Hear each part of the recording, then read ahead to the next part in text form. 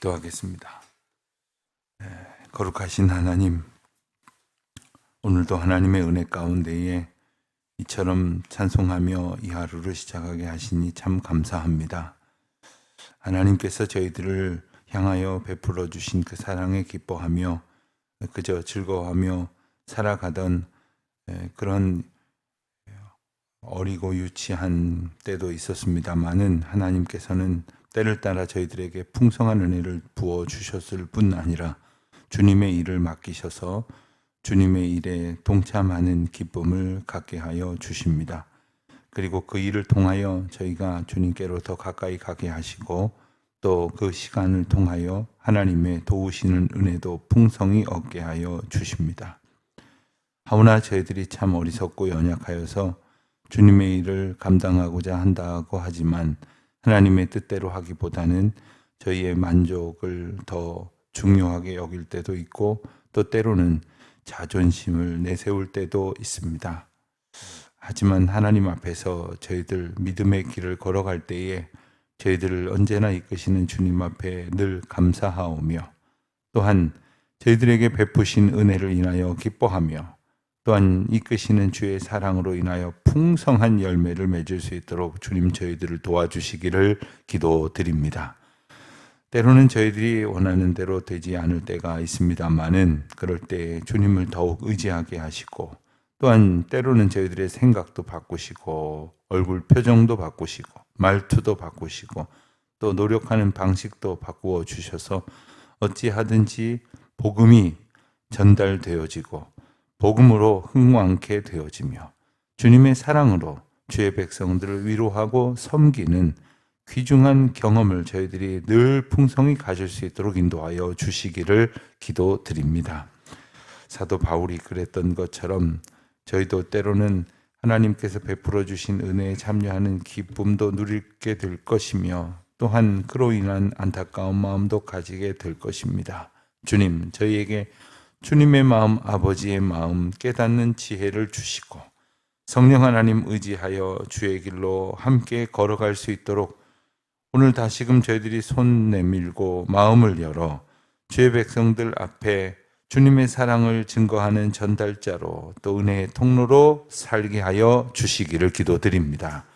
우리 자녀들을 양육할 때도 그렇고 또한 저희가 돕고 또 인도해야 할 새로운 신자들이나 또 낯선 믿음의 가족들을 위할 때도 마찬가지일 것입니다. 저희 안에 풍성한 사랑을 더하여 주시옵시고 그 사랑 안에 기쁨을 누리며 이 하루도 살게 하여 주시옵소서. 하나님, 저희 교회 이 예배당 건축이라는 참 중요한 시기를 보내면서 정말 기대와 소망으로 가득 차 있지만 이렇게 불편한 세월을 한동안 보내는 까닭에 저희들이 주님 앞에서 베풀어 주신 은혜를 사모하기보다는 저희의 불편을 불평할 때가 또 있음을 저희들이 압니다. 주님, 저희를 불쌍히 여겨 주시옵시고 이 때를 통하여 주시는 하나님의 놀라우신 은혜를 또 기억하며 감사하는 시간이 되게 하여 주시옵소서. 주님, 저희들 비록 이전의 예배당을 떠나서 새로운 예배당에 들어가기까지 한동안 이렇게 마치 광야와 같은 세월을 보내지만 이곳에서도 세밀하게 인도하여 주시는 주님의 사랑을 이처럼 깨달으며 고백하오니 주님, 저희와 함께하여 주시는 은혜를 베푸시사 주의 권능의 날에 정말 독수리 날개치며 올라감 같은 새 힘을 얻을 수 있도록 주님 함께하여 주시옵소서. 아버지 하나님, 오늘도 주의 이름으로 모이는 시간마다 함께하여 주시고 간섭하여 주시고 저희 모두를 믿음의 거룩한 능력 안에서 주님의 인도하심을 보게 하여 주시옵소서. 저녁 기도회로 모일 때까지 흩어져 있는 모든 성도들 주의 은혜 가운데에 인도하여 주시기를 원하오며 특별히 여러 시험을 앞두고 준비하고 애쓰는 우리 자녀들이 있습니다. 교우들이 있습니다. 하나님의 은혜 안에 넉넉히 견뎌낼 수 있도록 도와주시옵소서.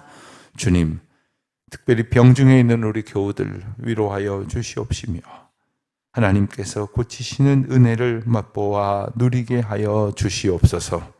하나님, 해외나 지방에 있는 우리 교우들 주님의 은혜 안에 들려오는 소식이 복될 수 있도록 주여 저희들과 저들을 믿음 안에서 교통케 하여 주시옵시고, 저들이 그 얼마간의 기간 동안 머물면서 만나게 될 믿음의 공동체 안에서도 하나님의 풍성한 은혜를 얻을 수 있도록 주님 도와주시옵소서. 아버지 하나님, 이 하루의 모든 일들을 주님 앞에 의탁하오니 주님 다스리시고 인도하시옵소서. 감사하오며 예수님의 이름으로 기도드립니다. 아멘. 갈라디아서 4장 12절 말씀을 보겠습니다. 갈라디아서 4장 12절. 돌아오는 주일이 내일 모레 주일이 종교개혁 주일이라 다른 본문으로 말씀을 나누고 본문을 하루씩 당겨서 이렇게 보고 있습니다. 갈라디아 4장 12절부터 20절까지 우리 한 목소리로 함께 봉독하겠습니다. 형제들아, 내가 너희와 같이 되었은즉 너희도 나와 같이 되기를 구하노라. 너희가 내게 해롭게 하지 아니하였느니라. 내가 처음에 육체의 약함으로 말미암아 너희에게 복음을 전한 것을 너희가 아는 바라.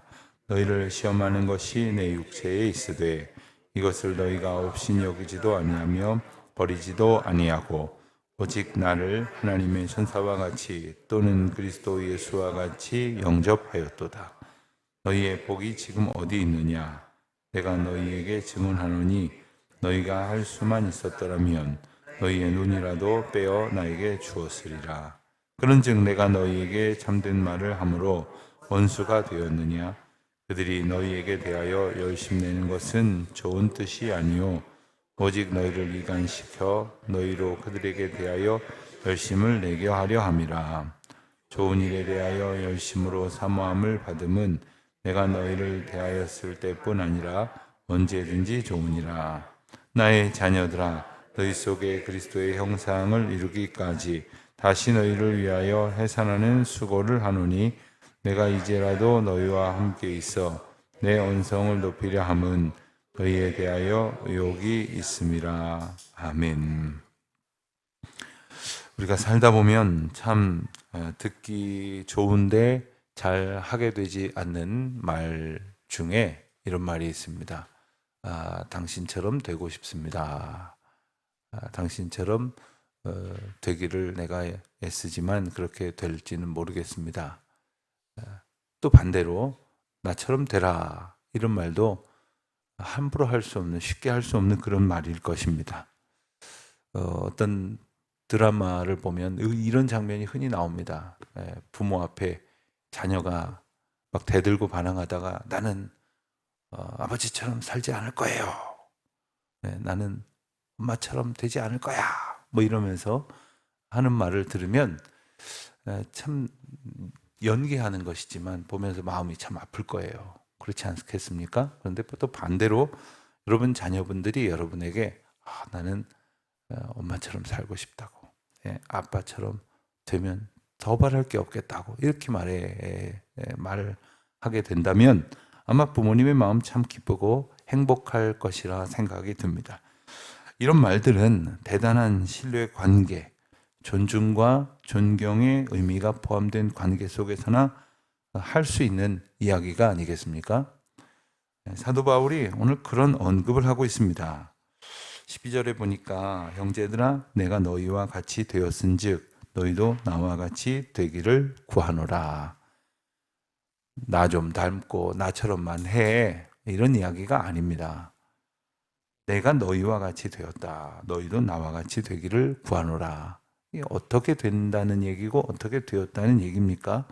복음 안에서 복음에 붙들린 바 되어 살아가기를 힘쓰는, 오직 복음을 구하고 지향하는 삶에 대한 공동의 어떤 소망을 이야기하고 있는 것입니다. 교인들이 서로 모여서 함께 이런 소망을 나눌 수 있으면 참 좋겠습니다. 우리가 함께 그리스도를 향해 가고 그리스도께서 우리 안에 거하신 것처럼 우리 모두가 그 사랑 안에 거하고 당신이 그렇게 된 것처럼 나도 그렇게 되기를 원하고 내가 이런 은혜를 받은 것처럼 당신도 이런 은혜를 받기를 원합니다. 이런 이야기를 거리낌 없이 불편함 없이 나눌 수 있는 풍성한 은혜의 공동체가 되었으면 하는 생각을 하게 됩니다. 그러면서 바울은 높아심에 한마디 덧붙입니다. 너희가 내게 해롭게 하지 아니하였느니라. 갈라디아 교인들 중에는 바울의 책망을 들으면서 어떤 이들은 섭섭한 마음, 반항하는 마음도 가졌지만 어떤 이들은 바울에게 우리가 크게 잘못하여 그들의 마음을, 사도의 마음을 아프게 했다 하는 그런 자책감을 가진 이들도 있었습니다. 그렇기에 바울은 그들의 마음을 어루만집니다. 그러면서 그들과 처음 만났을 때를 회상을 합니다. 13절에 보니까 내가 처음에 육체의 약함으로 말미암아 너에게 복음을 전한 것을 너희가 아는 바라.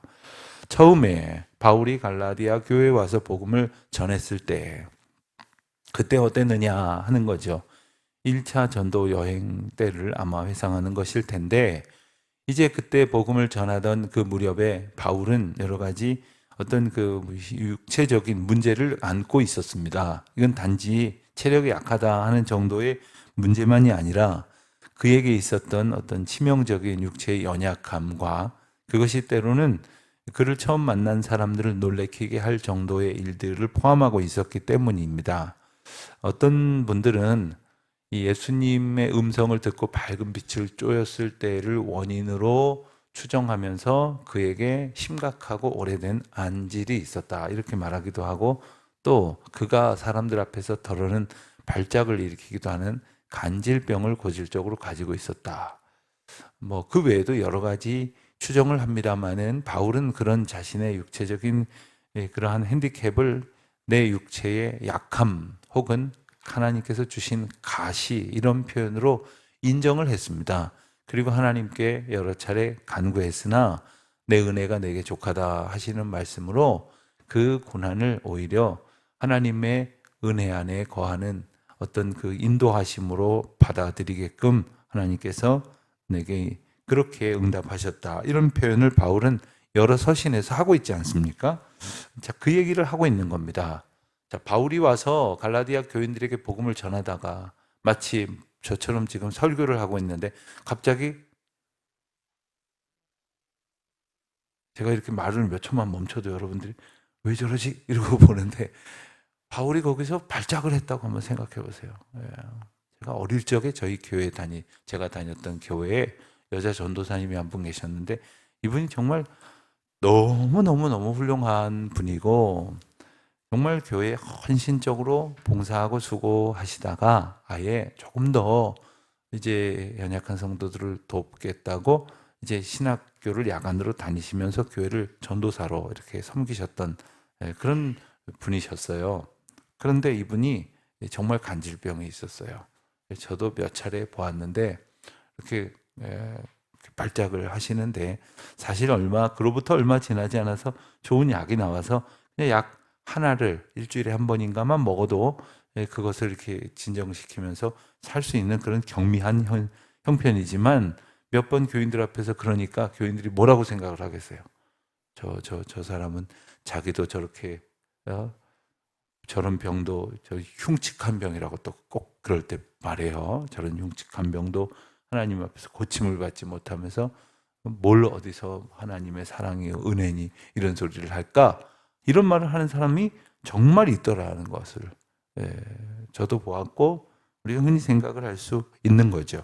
그런데 14절에 보면 그렇게 너희를 시험하는 것이 내 육체에 있었지만 너희는 나를 업신여기지도 않고 버리지도 아니하고 오직 하나님께서 보내신 천사와 같이 하나님께서 보내신 예수님과 같이 영접했다라고 바울은 이야기하고 있는 겁니다. 이건 단지 바울이 고맙다라는 말을 하려는 게 아닙니다. 당신들이 그랬습니다. 참 그래서 내가 감사하게 기억하고 있습니다. 라는 말을 하려는 것이 아니라 당신들이 처음에 그랬습니다. 내 육체에 여러분들 눈에 보이는 이처럼 치명적인 결함이 있었음에도 불구하고 그것을 용납한 것은 내게 들려주신 복음이 여러분들 눈에 더 분명히 더 중요하게 여겨졌기 때문입니다. 라는 거예요. 복음을 보았기 때문에 다른 것들을 괴념치 않을 수 있었고 복음에 감격했기 때문에 바울의 그런 많은 연약함 속에서도 심지어 바울이 이 갈라디아 교인들을 책망하기도 하고 그들을 교훈하느라 그들을 꾸짖을 때에도 원수가 되지 아니하였던, 불편한 관계가 되지 아니었던 그 모든 이유는 바로 그들이 복음을 주목했기 때문이다 라는 말을 하고 있는 것입니다. 그러나 어떻습니까? 12절 보면 그들이 너희에게 대하여, 그들은 누굴까요? 바로 갈라디아 교회에 들어온 거짓 교사들을 말합니다. 그들이 열심을 냈는데 그로 인하여 너희를 이간시켜, 즉 그들이, 거짓 교사들이 했던 열심의 목적과 그로 인한 결과는 바로 사도 바울과의 관계를 이간시키는 것이고, 그로 인하여 치명적으로 변질될 수밖에 없었다는 것은 복음을 바라보는 그들의 신앙적 시각이었다는 것입니다. 이 관계를 어그러뜨려 버리니까 사도가 전한 복음도 주목하지 않게 되었고, 그리고 그것으로 인하여 마치 이제 효과를 본 것과 같은 거짓 교사들은 더욱 열심을 내서 하나님의 복음과 성도들을 이간질시키는데 애쓰고 있더라 하는 이야기를 상기시키고 있는 것입니다. 사실 우리가 이런 이야기를 하면 보이지 않는 영역이기 때문에 무슨 귀신 이야기하는 것처럼 그렇게 약간 먼, 나와 상관없는 것처럼 여기지만, 놀랍게도 우리의 일상은 하나님의 인도하심과 그 하나님의 인도하심을 회방하려고 하는 사탄의 영적 공격과의 끊임없는 싸움이에요. 끊임없는 싸움. 매 순간 싸움이 일어나는 겁니다. 이것은 우리 행동 하나하나로부터 생각 한 조각 한 조각에 이르기까지 하나도 여기에 해당되지 않는 것이 없습니다. 결국 그들은 바울이 가지고 있었던 치명적인 이 부족함에도 불구하고 복음에 주목하여 바울을 영접하였었으나, 거짓 교사들이 그들을 복음과 이간시킴으로 그들은 복음을 받아들이는 것도, 사도들을 영접하는 것도, 그리고 하나님께서 주신 은혜와 사명을 바라보는 자세도 다 오그러뜨려지고 말았다는 거예요. 요즘 흔히 하는 말로 교회가 시험에 들었다, 어떤 이들이 시험에 빠졌다, 뭐 이런 말로 그냥 뭉뚱그려서 이야기하는데, 이건 대단히 결코 간단한 일이 아니고 대단히 심각한 일입니다. 왜 그러냐면 그것은 궁극적으로는 하나님과 우리와의 관계를 깨뜨려 버리기 때문입니다. 목회를 하다 보니까 성도들이 교회를 떠나는 정말 수많은 이유 가운데 참 기가 막힌 것은 너무나 비본질적인, 아무 상관도 없는 것. 그래서 난 누가 마음에 안 든다, 난 누구 때문에 마음에 안 든다. 경우에 따라서는 우리 교회는 조명이 내 마음에 안 든다. 우리 교회는 공간이 너무 좀 이래서 싫다, 저래서 싫다.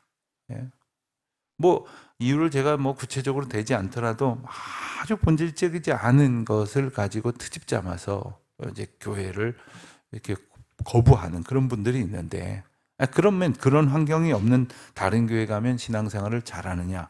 그렇지도 않아요.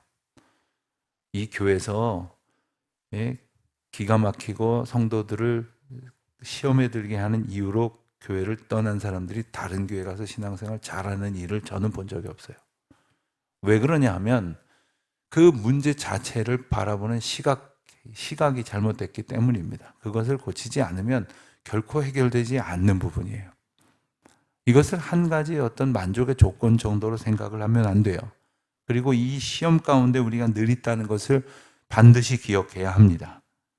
그렇기 때문에 19절과 20절에서 바울은 그것을 그냥 지적하면서 당신들 크게 잘못한 것이 있어 라고 이야기하고 끝내는 것이 아니라, 19절에 보면 너희 속에 그리스도의 형상을 이루기까지 내가 다시 너희를 위하여 해산하는 수고를 하노니. 여러분, 여기서 해산하는 수고를 한다는 것은 한번 해산하여 출산을 한 아이를 다시 뱃속에 집어넣어 낳겠다 하는 그런 의미가 아니고, 사람이 이 생명에 관계된 모든 일 가운데서 가장 힘든 일이 출산이 아니겠습니까? 생명을 잉태하여 낳는 것만큼 힘든 일이 어디 있겠습니까? 자녀들을 밥 먹이고 우유 먹이고 기저귀 갈아주고 그리고 돌봐주고 이런 것들이 참 수고롭겠지만, 여인이 어머니가 뱃속에 아이를 품고 10달 동안 이렇게 힘들어하다가 출산하는 것만큼 힘들겠습니까? 네, 그 정도의 수고를 내가 하더라도 이 일을 해야 되겠는데, 그 일은 바로 뭐냐면 그리스도의 형상을 다시 회복하는 것이라고. 다시 말하면 그들의 인생 삶 가운데 그리스도의 온전함이 다시 풍성히 자리할 수 있게 하겠노라는 그러한 소망을 피력하고 있는 것입니다. 여러분, 부모도 때로는 자녀를 막 포기하고 싶지 않습니까? 물론 포기를 못하죠. 그러나 막 속상하면 막 그런 마음이 들 때도 있습니다. 예. 그런 마음이 들 때 우리의 힘으로 하다 보니까 참 힘들지요. 그래서 우리가 하나님을 믿는다는 것이 모든 일에 힘과 소망의 근원이 될 수 있는 하나님의 은혜를 경험하는 것 아닙니까? 바울도 마찬가지입니다. 인간적으로 본다면 참 괘씸하고 섭섭하겠지만, 처음에는 안 그러다가 변질된 모습을 보면서 실망이 됐겠지만, 바울은 그들의 모습보다 더 중요한 것이 뭔지를 알았어요. 그것은 뭐냐면 내게 주신 복음, 우리가 품어야 할 복음에 대한 소망입니다. 우리가 교회를 향하여 늘 아쉽고 부족한 마음이 인간적으로는 갖게 될 때가 많습니다만은, 그것을 뛰어넘는 하나님의 은혜를 얻게 되는 것은 뭐냐면, 그럼에도 불구하고 우리를 풍성한 은혜 가운데 인도하실 하나님의 섭리와 사랑에 대한 소망을 갖는 것이죠. 비록 이 어린 자녀들이 아직 철이 없고 정말 소망이 들지 않은 것 같다가도 이 가운데 역사하실 하나님의 놀라우신 은혜를 보면 기가 막힌 것이 아닙니까? 놀라운 은혜가 아닙니까? 바울은 지금 이 소망을 가지고 이야기하고 있습니다. 20절에 보면 한번 짚고 넘어갈 표현이 나오는데, 내가 이제라도 너희와 함께 있어서 내 언성을 높이려 하면 너희에 대하여 의혹이 있음이라. 우리는 언성을 높인다 그러면 뭐라고 이해를 합니까? 누가 이야기를 하다 말고 갑자기 상대방을 향해서 왜 언성을 높이십니까? 이러면 뭐가 됩니까? 왜 화를 냅니까? 이런 말이죠. 오늘 본문은 내가 너희에게 있어서 이제부터 화를 내가면서까지라도 이건 해결하겠다, 이런 의미는 아닙니다. 그런데 여러분들 가지신 책에 영어 번역본이 나오기도 하겠고, 또 여러 성경 번역본을 보면 다 대체로 비슷한 표현을 썼는데, 그것은 뭐냐면 내가 말하는 말투 내지는 어조, 어떤 그 말의 높낮이를 바꾸어 가면서라도 어쨌든 더 이야기를 하려고 하는 것은 해결해야 할 문제가 당신들에게 있기 때문입니다 라는 정도의 뜻으로 이해를 하시면 되겠습니다. 자, 어떤 경우에 막 좋은 말로 했는데 말을 안 들으면 어떻게 말투를 바꿔서 꾸짖어서라도 알아듣게 해야 될 텐데, 이런 생각을 할 때가 있죠. 또 반대로 꾸짖었는데 말을 잘 받아들이지 않으면 사정을 해서라도 그가 받아들여야 하겠다는 생각을 하게 될 때가 있지 않습니까? 어찌하든지 이 말을 받아들여서 그에게 가지고 생겨난 이 문제를 해결해 주어야 되겠다는 바울의 절박함이 이 본문의 표현 가운데 담겨져 있는 것입니다.